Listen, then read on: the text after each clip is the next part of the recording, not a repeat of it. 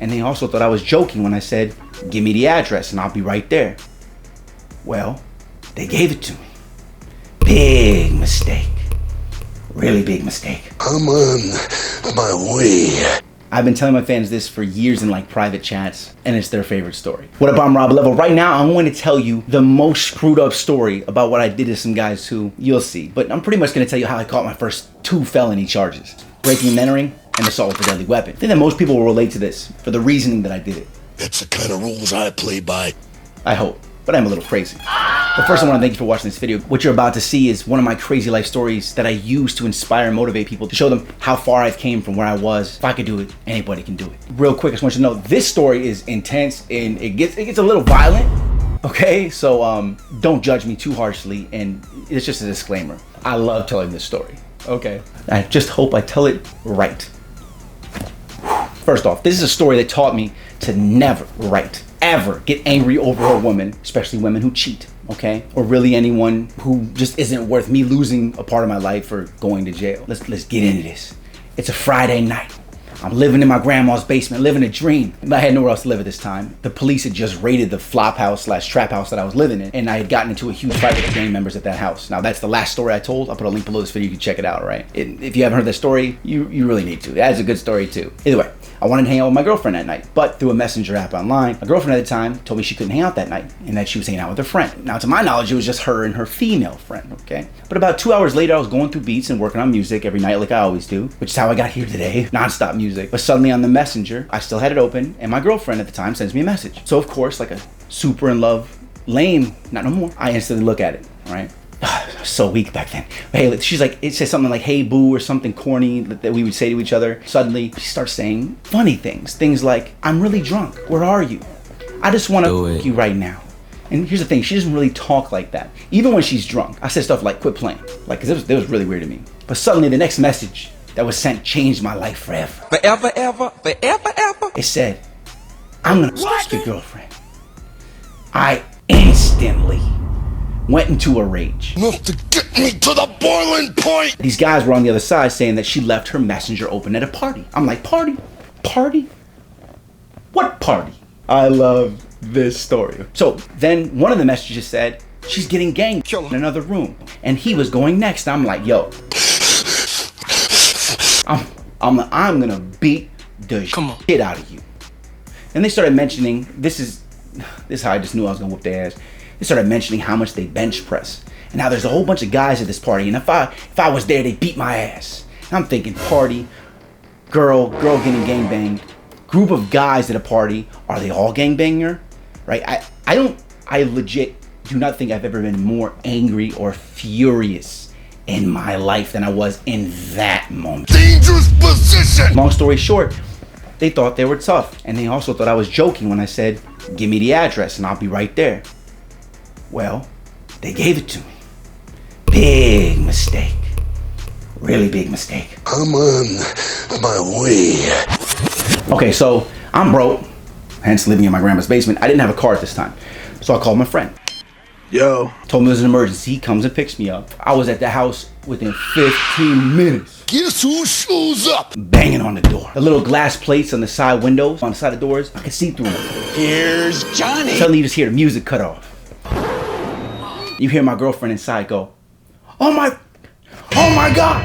She's freaking out, right? Okay. She had absolutely no idea how or why I was there until the guys inside said, holy shit, he came. All I know, I just hear the top door just lock instantly.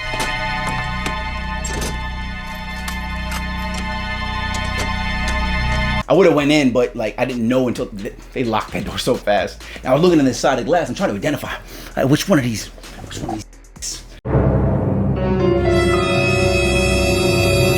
the one that said what they said, right? The door's locked. I run around the back of the house. I basically jump the fence. One hop, I was like, Spider-Man. Jump. I'm telling you, I jumped that fence. I'm just about it. I'm so excited I'm here. Because they could have gave me a fake address. You know what I'm saying? I couldn't see because like the windows were painted on the side. It was like the colored ones. So I wanted to see who was talking because I know he was probably the one who gave me the address. So now I'm standing there. I'm in the back and there's this huge double glass door. I'm looking inside and there's like 20 people. Now everyone inside looked half amused, like, oh, and half scared, like, oh. And it was kind of like they were looking at a lion in a zoo, right? Like, oh, that's scary, but he can't get to me, so I'm safe. Another mistake. And the guys inside started mocking me, saying, oh, we'll beat your ass, you get inside. Yeah, you ain't get inside, we'll beat your ass. I'm gonna get you back for that, brother. Yeah, you're sure you're tough when you got 20 people around you. I can't wait to tell you what happens next. Oh, I love telling this story. Quick side note, it's always been funny to me when people feel safe in a group of people. Because I know from being in so many street fights that it actually creates a massive advantage. Here's why. Life lesson, their guard's down. They think that the 3 or 4 people around them are actually gonna protect them. Here's the thing, if they knew me, which they don't, but my girlfriend does, that's why she started freaking out, is I'm known for running into groups of people and just laying out Sandman in the person. Oh no, he's coming from so far away. That's talking the most, because my uncle taught me when I was young, I'm talking about real young, when you get into a fight, run in and just knock out the guy who's talking the most. Because the guy that's talking the most is probably the leader of the clique. And as soon as he folds, everyone else will fold too. And that's never failed to be true. The big mouth guy thinks he's the leader. Knock him out. Leader falls, now who's the king? Now back to the story. Oh, I love this. Why does this get me so excited? I'm such a messed up person. I can hear my girlfriend screaming inside. You don't get it. He's going to kill you. Oh no! Oh yeah! When I heard her say that, I know it put a chill in their bones. Because I watched through the back window. I watched their faces like go from yeah to because they made, and that's when I made this face. I made this face like the Grinch. I was like look how excited I am thinking about this right now. Okay, so, then that little chill snapped out of them, right? And then they talked more. Oh. So I was even more determined to get in the house. So here's how I dealt with it. I ran to the side of the house, hopped on a big blue recycle trash can, because those are the taller ones, and I pulled myself up onto the roof using the gutter. Kill you, Ricky. Spanish. And I started trying to get at the window. You can check the police reports. This all happened. Lucky yet unlucky for me, there was a window wide open leading into a pitch black room. I went right in that window. I was like, I'm in, let's get it. But as I did, I fell sideways into the room and I landed like half on the floor and then halfway onto a bed. He's clamming in your windows. Where apparently the girls whose house it was, her little 8-year-old brother was sleeping. I felt like sideways onto him. And he made one of those noises when he was waking up, like, I was like, oh. I just stood there like super still and I just breathed as lightly as I could. Because I was at the point where I was shaking because it was hard to breathe lightly, you know, especially when I was fueled with so much anger. And this, I could feel it now. All this excitement I had because I was actually in the house and they didn't know I was in there. Ooh, yeah. I'm in there, I moved further away from the window, further into the darkness of the room, so that if the kid looked up, he wouldn't see my silhouette in like the window where I fell in. Because I didn't want him to see me because there's moonlight coming there, right? And I knew that if he opened his eyes, he'd see me, so I slipped in the room. Now, I stood in that room for 5 minutes. Just thinking. And you're like, how did you know it's 5 minutes? I know because I stood there in the dark and the only thing lighting that room was this big, you know, those big red LED clocks? Well, I watched it count 5 times. And I'm standing here, right? And I'm on the other side of this door and I hear people talking on the other side of the door. They're saying, let him get in here, I'll beat his ass. Just give me a blunt object to hit him with. I'm gonna get you back for that, brother. I'll never forget that moment because I'm thinking to myself, every time I think about this story, who in the hell says blunt object? I'm never gonna fit this. I'm like, who taught this kid his vocabulary words? A stupid man! Blunt object? Blunt object. No! What? He been watching too much CSI, man. Yeah, it appears he was hit with a blunt object. Blunt force trauma to the back of the skull. Where'd they even come from, bro?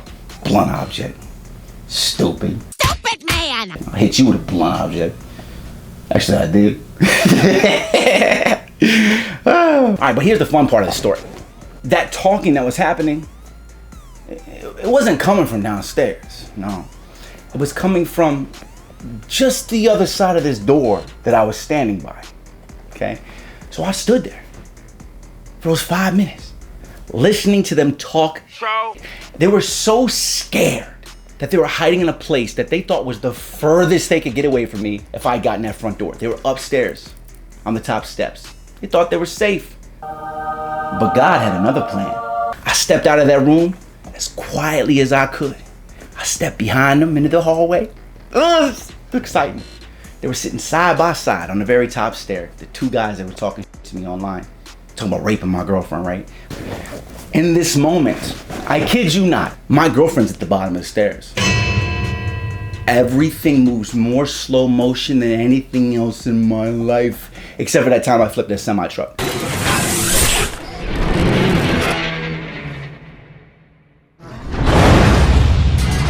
But you just see her shake her head. And you just see my face like,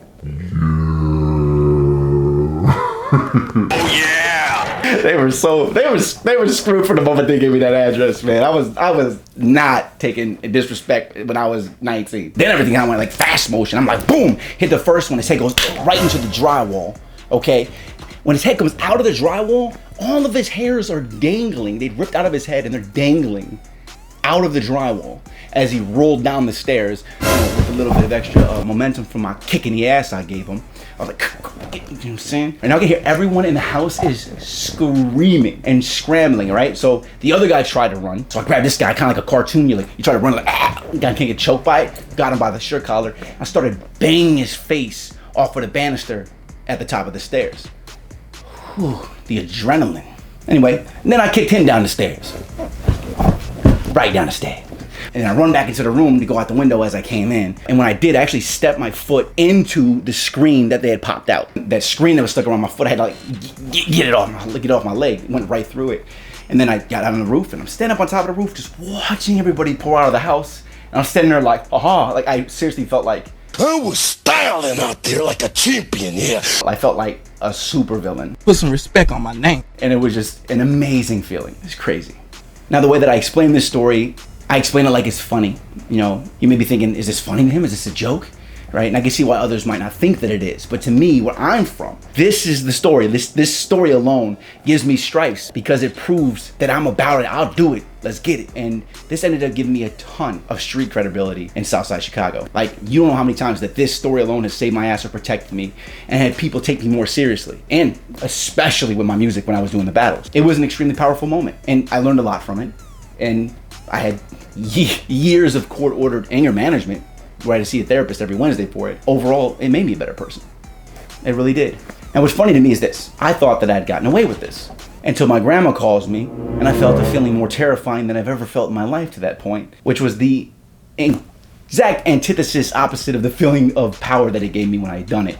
So, in the next crazy life story video, I'll put a link to it below, I'm gonna tell you how I tried to trick the police into thinking that I didn't do it. That's another story. And by the way, I actually talk about this incident in my song I Want Revenge, and you can find that on Spotify, Apple Music, anywhere else. I'll play the part of the song that talks about this whole situation at the end of this video, and I'm gonna put about 15-20 of my other crazy stories below this video. Pick them however you want, and they're gonna intertwine, and you'll be able to jump story to story, and I hope these entertain you. I hope it also inspires and motivates you. This one specifically, you're probably like, how is this gonna motivate? But really, it's just to show you how far I've came as a person, what I came from, and the screwed up crazy things that I've done. And even though I've been through all these things and been in all this trouble and had such a terrible childhood with no parents, being adopted, put in homes, psychiatric wards, behavior gang schools, living in homeless shelters, if I went through all this stuff and I made it to become this successful today, I wanted to motivate you to know that no matter what you're going through, it can motivate you, right? Because if I did it and I'm a screw up, you can do it too.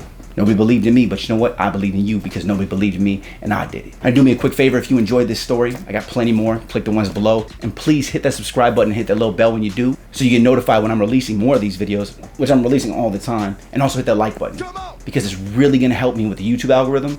It really helps push this story to more people so that I can inspire more people with my story, and I really appreciate your help with that. All right, I'm gonna put some more of these crazy stories on the screen that I recommend you go check out.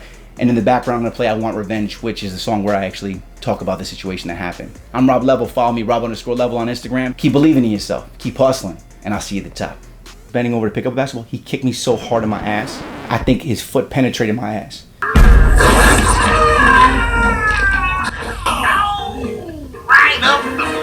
Like, I'm not even playing. I flipped. I did a front. I'm like this. I'm bending over to kick me in the ass. Bro, I did a front flip. And then he hit me with the basket. And I was already mad and I just snapped. He's lucky I didn't kill him.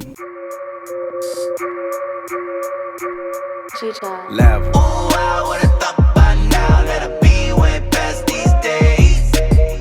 By now that my top be down on my brand new black Mercedes. Thought I would've made it by now. Thought I would've made it by now. Thought I would've made it by now. 9 to 5, saving to survive. Pay the bills and put a little to the side.